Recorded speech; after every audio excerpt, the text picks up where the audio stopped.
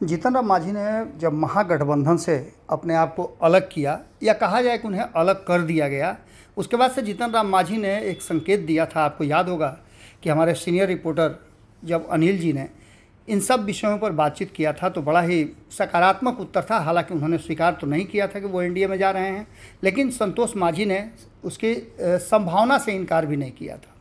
जानकारी के अनुसार अब जबकि सब कुछ लगभग क्लियर हो गया है, महागठबंधन से नाता टूट गया है, तो जीतन राम मांझी आज मुलाकात करेंगे अमित शाह से। 3:30 बजे उनके मुलाकात का वक्त तय हुआ था।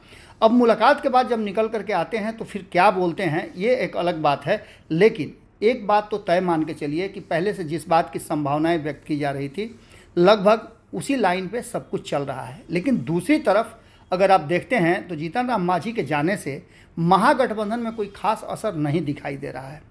इस बात को हम इसलिए कह रहे हैं कि जदयू के तरफ से जो बयान आ रहे हैं वो जीतन राम मांझी को पूरी तरह से एक्सपोज करने वाले बयान हैं, या फिर जीतन राम मांझी के स्वभाव को लेकर के चर्चाएं की जा रही है। हालांकि जीतन राम मांझी ने अपने इस तरह से महागठबंधन छोड़ने को लेकर के कई तरह की बातें कही थी। संतोष मांझी ने स्पष्ट किया था कि उन पर दबाव बनाया जा रहा था पार्टी के विलय का, जो कि संभव नहीं है। उन्होंने उदाहरण भी दिया था कि इससे पहले भी पार्टी का विलय करा करके किस तरह से अपमानित किया गया, ये सब कुछ हमारे सामने है। हम अपने अस्तित्व के साथ खड़े रहेंगे।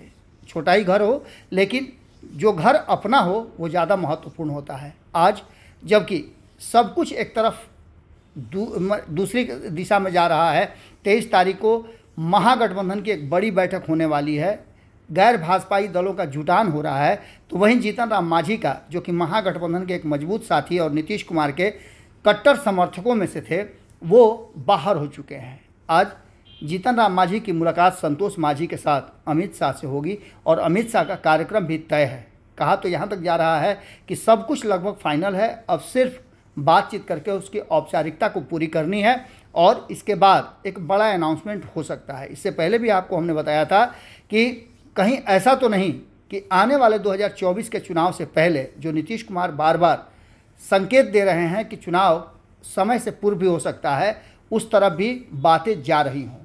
24 तारीख को जेपी नड्डा और 29 तारीख को अमित शाह का बिहार दौरा है। इस दौरा से पहले जो महागठबंधन से विक्षुब्ध थे या महागठबंधन के नेता हुआ करते थे, जदयू के नेता थे, उन सभी लोगों का कहीं ना कहीं अब संबंध एनडीए और भारतीय जनता पार्टी से बढ़ता जा रहा है। जहां एक तरफ आपने देखा आरसीपी सिंह ने ज्वाइन ही कर लिया बीजेपी अपनी पूरी टीम के साथ, तो वहीं दूसरी तरफ उपेंद्र कुशवाहा का भी रुझान एनडीए की तरफ है और वो लगातार उसके लिए काम भी कर रहे हैं। सीटों को लेकर के भी चर्चाएं शुरू हो गई हैं।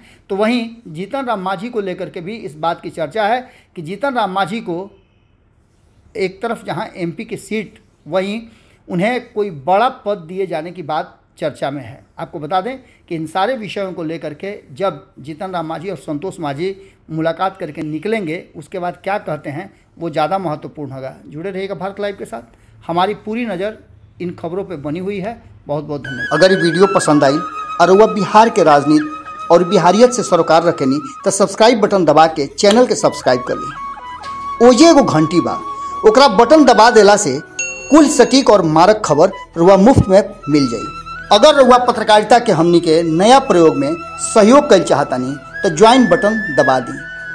पेटीएम नंबर नोट कर ली 9386816700। धन्यवाद।